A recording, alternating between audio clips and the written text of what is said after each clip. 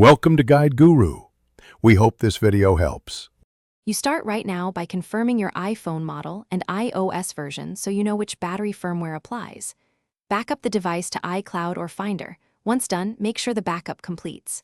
Charge to over 20% or plug in a light. This prevents shutdown during diagnostics. Gather tools, a pentalobe screwdriver and a spudger. These first steps avoid data loss and allow safe disassembly. Do not proceed until backup and charge are verified. Once done with prep, check settings battery health and read the unverified message. Note any serial mismatch. Power the iPhone fully off.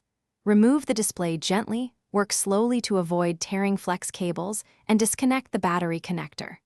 Document connector positions with clear photos. This helps if connectors look similar.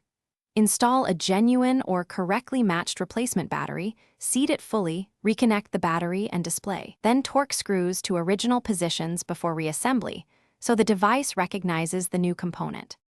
After reassembly, boot the iPhone and check battery health. A correct install and calibration should show verified status. To calibrate, charge uninterrupted to 100%, then use the phone until it shuts down and recharge to 100% again. This helps the system measure capacity accurately.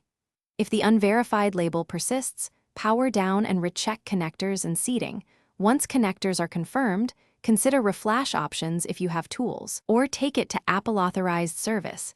This single troubleshooting step resolves most recognition errors. Thanks for watching. Consider subscribing if we helped you today.